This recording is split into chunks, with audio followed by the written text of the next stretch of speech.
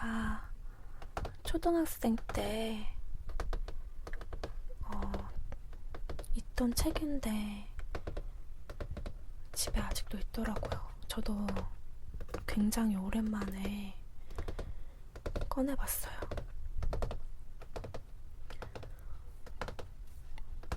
이 책은 우리나라 위인분들이 280명 정도 되는 우리나라 위인들의 이야기를 풀어서 쉽게 짤막하게 요약한 책이에요.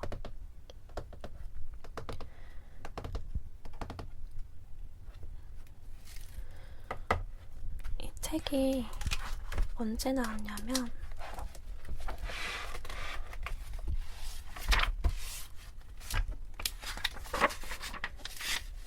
여기 보면 초판 1회 발행이 1995년 1월 10일 날 나온 책이에요. 제가 5살 때 나온 책이에요. 정말 오래됐죠. 95년도면 9년 된 책이에요. 근데 오래된 것 치고는 그렇게 막 책이 촌스럽다거나 못 읽을 정도는 아닌 것 같아요. 지금 이렇게 보니까 정말 잘 되어 있는 것 같아요. 간간히 그림들도 그려져 있고 이렇게 자료들도 첨부되어 있고 되게 깔끔하게 책이 되어 있어요. 그럼 오늘 제가 몇몇의 위인분들의 이야기를 들려드릴게요. 일단 처음에는 이분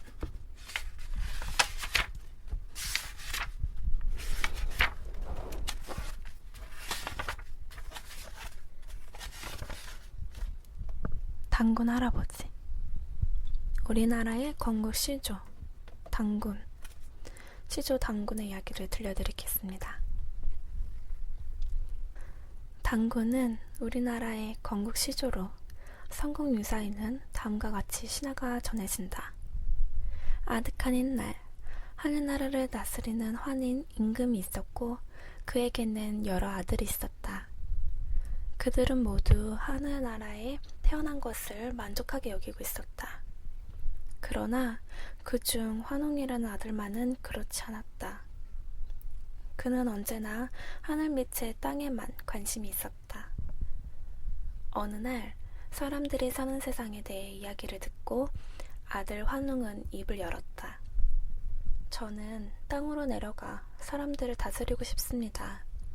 힘센 사람이 약한 사람을 억눌러서 하루도 평화로울 날이 없는 땅에 내려가 그들이 평화롭게 살도록 만들고 싶습니다.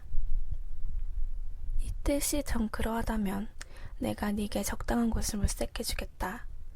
네가 사람을 다스리기에 알맞은 땅을. 환인 임금은 이렇게 얘기하고 태백산 일대를 물색해 주었다. 그리고 아들 환웅에게 땅에 내려가 다스리는 데에 필요한 신령한 물건 3가지를 주었다. 천부인이라는 것이었다. 이 천부인은 신통한 힘이 있어 어떤 곤란도 이길 수 있는 것이다. 소중하게 간수하여라. 이렇게 말한 환인 임금은 땅으로 내려가는 아들에게 3,000명의 무리를 데려가도록 내주었다. 환웅은 많은 무리를 거느리고 땅에 내려오자 하늘나라의 제사를 지낼 수 있는 제단을 만들었다. 그리고 그 제단 아래쪽에다 털을 닦아 마을을 만들었다. 환웅은 사람들로 하여금 농사를 짓게 했고 그들의 목숨과 질병을 맡았다. 나쁜 일을 하면 벌을 주었고 좋은 일을 하면 상을 주었다. 환웅이 이토록 사람들에 관한 일들을 맡은 것이 360여가지나 되었다. 그런 환웅에게 어느 날 곰과 호랑이가 찾아왔다.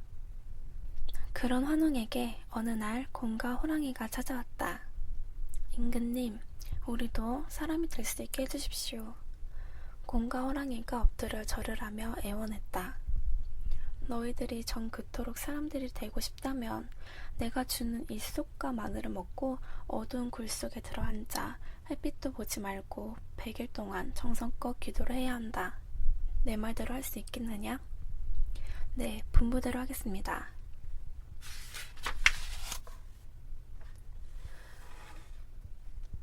곰과 호랑이는 환웅에게서 쑥 한 다발과 마늘 20쪽을 얻어 가지고 굴 속으로 들어갔다. 참을성이 있는 곰은 굴 속에서 반납 없이 기도를 했지만 성매가 급한 호랑이는 따뜻한 햇볕과 넓고 시원한 바깥이 그리워 견딜 수가 없었다. 결국 견디다 못한 호랑이는 그냥 바깥으로 뛰쳐나간 뒤 그대로 네 발로 기는 짐승인 채로 살아가게 되었고, 기나긴 날들을 끝끝내 참아낸 곰은 웅녀로 변했다. 웅녀로 변한 곰이 다시 환웅을 찾아가 아이를 갖게 해달라고 애원했다. 오랜 세월이 지나 드디어 황궁 임금의 뒤를 잇게 되니 그가 곧 당군이다. 혹은 당군 왕검이라고도 한다. 당군이란 말은 제사를 주장하는 사람을 뜻하고, 왕검이란 말은 권위와 권력을 나타내는 정치단체의 으뜸을 뜻한다. 당군은 나라의 이름을 조선이라고 정했다. 그리고 이어서 서울을 백악산의 아사달, 그러니까 평양 부근 또는 황해도, 고월산이라는 주장도 있다고 하는 그 아사달로 정했다. 조선은 평화롭고 살기 좋은 나라였다. 그것은 당군이 훌륭하게 나라를 다스렸기 때문이다. 이상에 소개한 것이 곧 당군 신화이다. 이 신화를 겉으로만 듣고 흘린다면 황당무계한 이야기일 뿐이다. 그러나 우리는 이 신화 속에서 우리 민족의 고유한 사정과 우리 민족의 긍지 또는 자주성이 담겨 있음을 깨달아야 한다. 환웅이 하늘나라에서 내려올 때 인간을 널리 이롭게 한다는 홍익인간의 이념을 가지고 왔다는 것, 우리가 당군이라는 한 조상의 후예라는 것 등이 바로 그런 점들이라고 말할 수 있다. 그 다음 제가 읽어드릴 위인은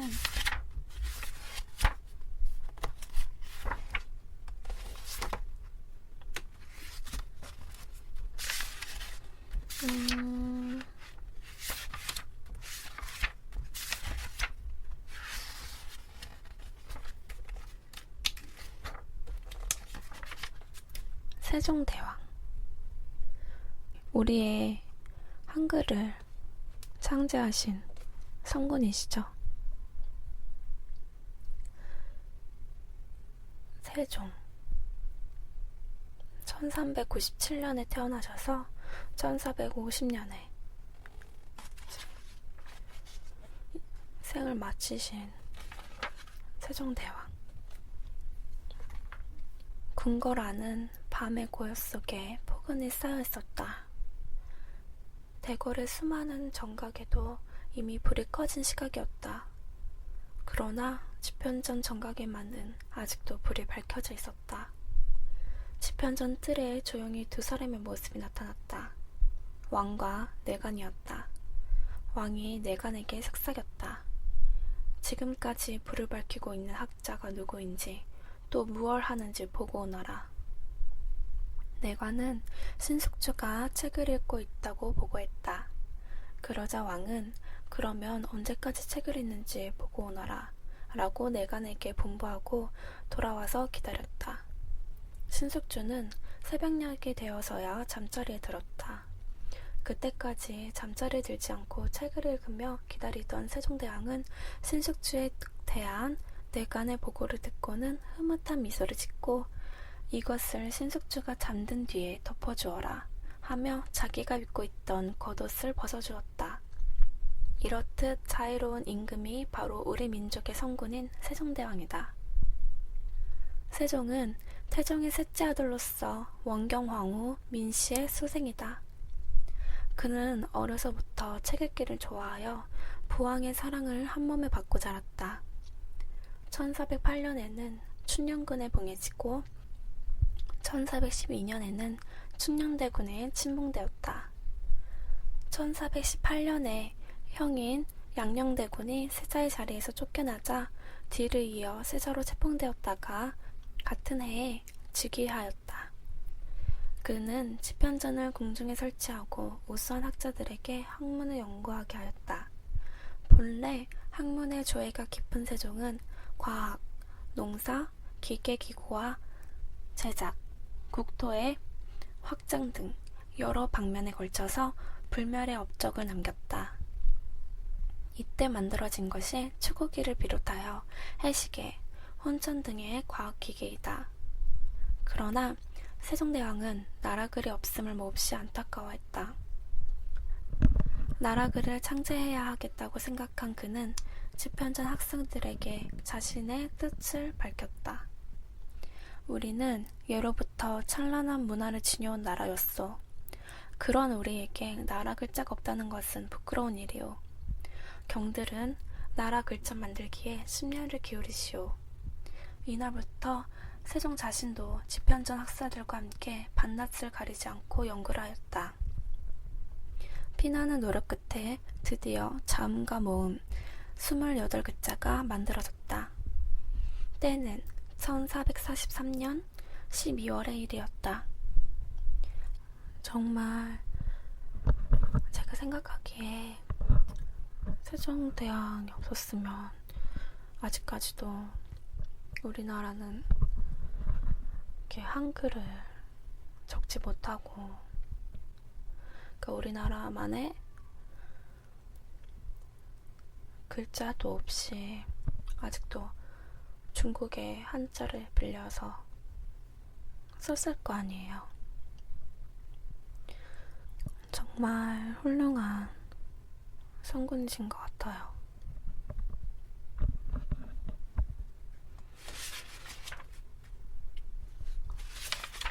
그 다음은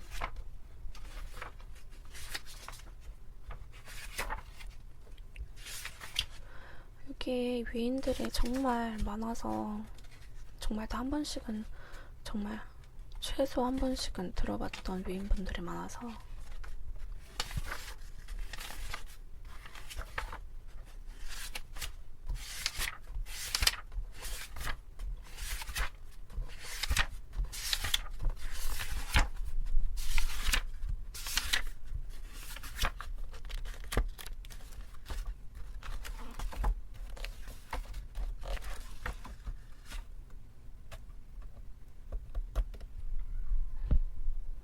이분으로 할게요. 농기 아시죠? 외장과 함께 죽은 의기.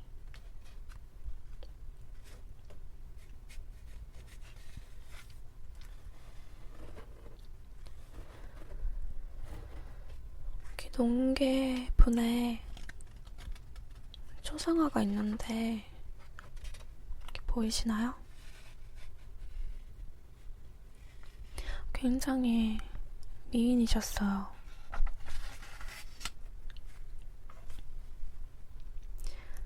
농계는 전라도 장수에서 양가의 딸로 태어났다. 그녀의 성은 주씨였다. 그녀는 어릴 때부터 얼굴이 매우 예쁘고 노래, 춤 등의 남다른 재주가 있었다. 그러나 일찍이 부모를 여의고 의탁할 곳이 없게 되자 경상도 진주의 어느 기생집에 들어가서 기생이 되었다. 그 시대의 기생이라 하면 노래와 춤뿐 아니라 글과 글씨에도 뛰어난 실력을 가지고 있어야 했다. 농계는 이런 여러 가지를 다 잘하면서도 품성 또한 고결했다. 그런데 1592년에 임진왜란이 일어났다. 그리고 그 이듬해 2월 영남지방으로 퇴각하던 외적이 그 전 해에 공격하다가 실패했던 진주성을 다시 한번 공략하기 위해 몰려왔다. 그런데 이 싸움에서 불행히도 경상우도 병마절도사인 최경회는 성 위를 순시하다가 적이 쏜 흉탄에 맞아 숨지고 말았다.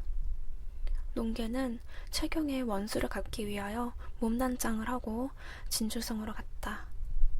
마침 진주성의 촉세로에서는 외적의 장수들이 진주성을 함락시킨 승리의 기쁨에 도취되어 잔치를 풀고 술을 마시는 등 긴장을 풀고 마음껏 즐기고 있었다. 이윽고 왜군의 장수들이 몹시 취하자 농계는 그들 중에서 가장 우두머리로 보이는 장수 한 명을 유인하여 바싹 끌어안았다. 그리고 끌어안은 외장과 자신의 몸을 바위 아래 흐르고 있는 난강에 던져 그 외장과 함께 목숨을 잃었다. 그 후 이 사실은 많은 사람들의 입을 통하여 널리 퍼지게 되었다. 그녀의 순국 사실이 책이나 비석 등에 기록되기 시작한 것은 대략 1620년경으로 추정된다. 진주 사람들이 농계의 애국적인 행동을 기리고 후세의 길을 전하기 위하여 그녀가 순국한 바위에 의암이라는 글자를 새긴 것도 이 무렵의 일이었다. 농계를 추모하는 진주 사람들은 촉송로 서쪽에 사당을 세워놓고 해마다 성이 함락된 날이면 사당에서 제사를 지냄으로써 그녀의 의로운 혼을 위로하는 한편 국가적인 추모제가 거행될 수 있도록 많은 노력을 했다. 그녀의 고향 장소에서도 농계의 의거를 기리는 정문이 세워져 있다. 여기서 정문이란 충신, 효자, 열녀 등을 표창하기 위해 그 집 앞에 세우던 붉은 문이라고 하네요. 제가 농계에 대해서 초등학생 때 알게 됐었는데 그때 그 충격이 아직도 생생히 기억이 나는 게 정말 자기 나라를 위해서 자기 목숨까지 희생한 그런 그런 여성이었다는 점이 저한테는 어렸을 때 굉장히 큰 충격으로 왔었던 것 같아요. 정말 대단한 위인이시죠.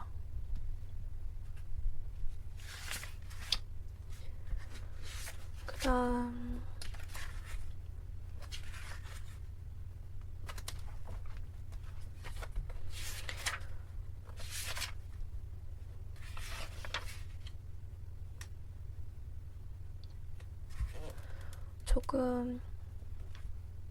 조금은 현근대사 쪽으로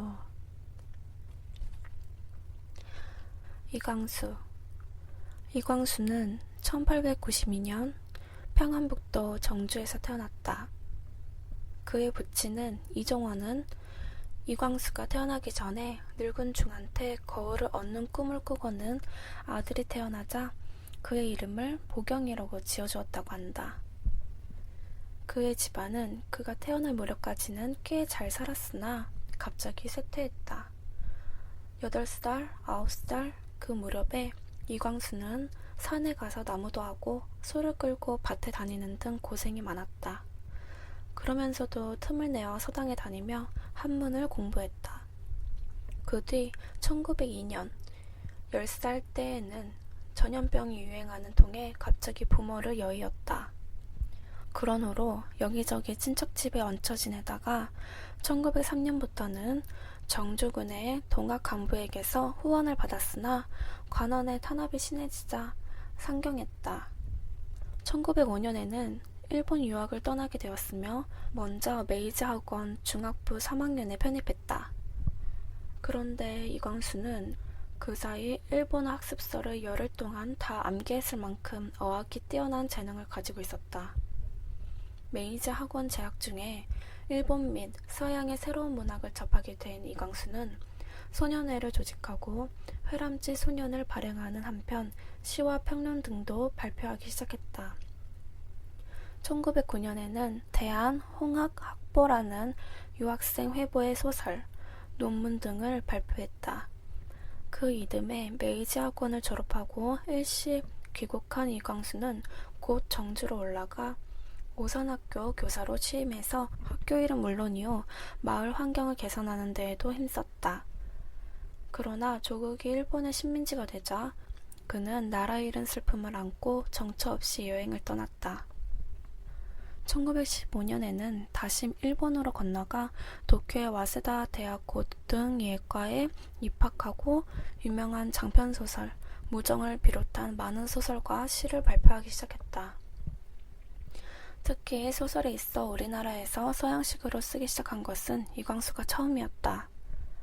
한편 1918년부터 3, 4년 동안 그는 일본과 중국에서 독립운동에 참여해 맹활약을 벌이며 소설, 시 이외에도 논문을 많이 쓰는 등 천재로 알려졌다. 그러나 1938년 이후 일제 강압에 못 이겨 독립운동을 전혀 하지 않고 오히려 일본 사람들을 편드는 듯하여 사람들에게 많은 비난을 받았으나 끊임없이 훌륭한 작품을 써냈다. 그는 8.15 광복 후에 반민족 항의자 재판에 회부되었으며 그 무렵 나의 고백이란 자서전을 내기도 했다. 6.25 전쟁 때 이복에 납치되어 간 후 사망한 것으로 전해진다. 이광수의 호는 춘원, 필명으로는 고주 등 여러 가지를 썼으며 주요 작품으로는 무정, 흑, 재생, 유정, 괴책자, 마의태자, 사랑 등이 있다. 이광수라는 소설가가 역사적인 평가가 많이 갈리는 분이에요.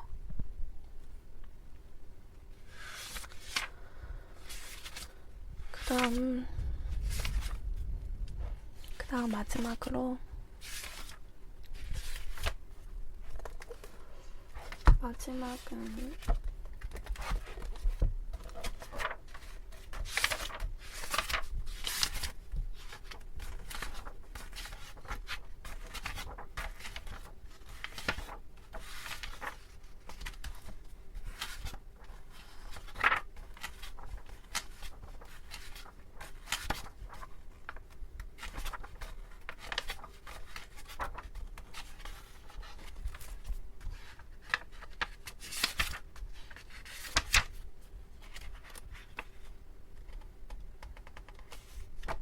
조금 생소할 수도 있는 분인데 나운규라는 한국 영화계의 선구자라는 분이에요.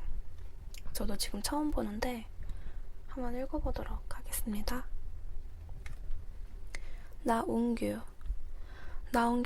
1902년 함경도 해령에서 태어났다. 호는 춘사이다. 1912년 회령 보통학교로 졸업한 뒤 미션 스쿨인 신흥학교 고등학과에 진학했다가 16세인 1918년에 만주 간도에 있는 명동중학에 입학하였다. 그 후 1923년 그는 함흥에서 조직된 예림회라는 극단에 끼어 북간도 순회 공연을 따라 나섰다.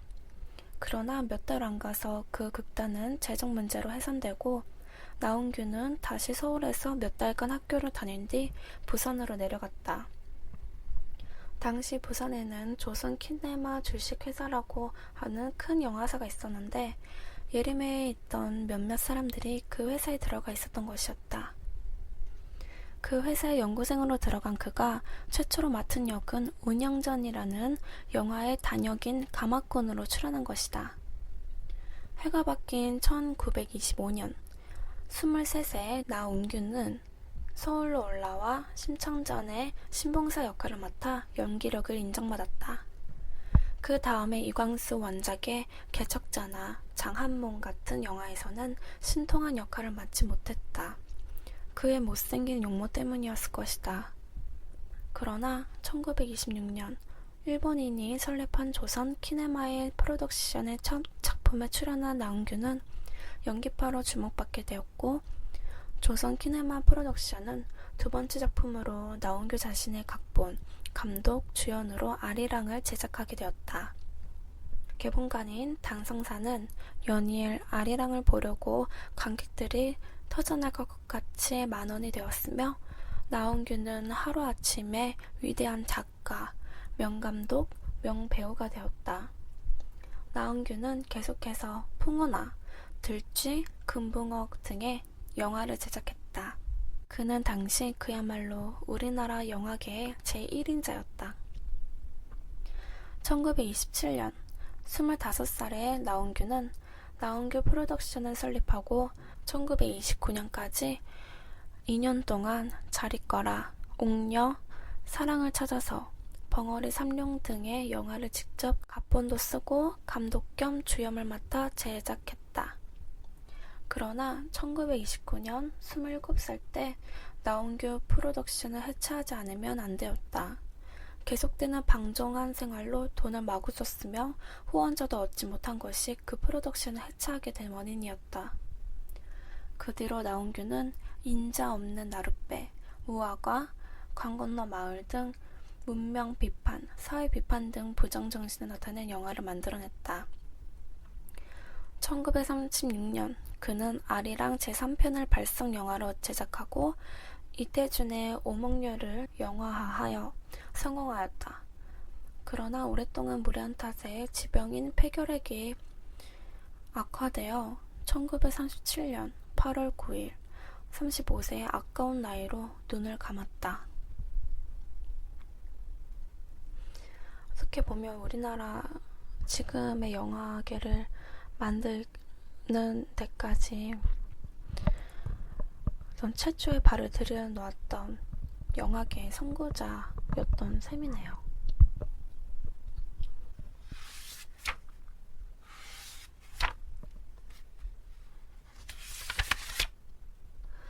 지금 이렇게 읽다 보니까 제가 이야기에 빠져들게 돼서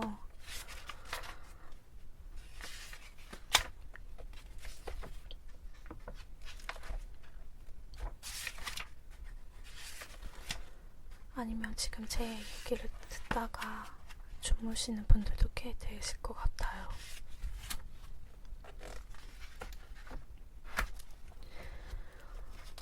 이렇게 좀 더 읽어드리고 싶은데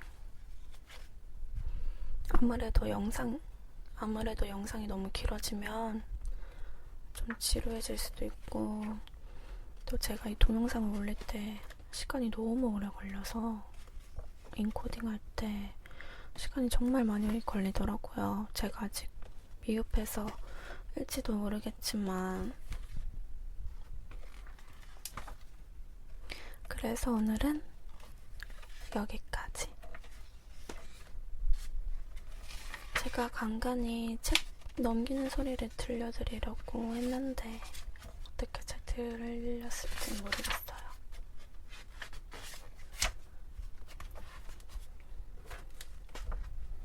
이렇게 모든 책 읽기는 끝났고요. 마지막으로 책 넘기는 소리랑 태핑을 몇 분 들려드리고 끝내겠습니다.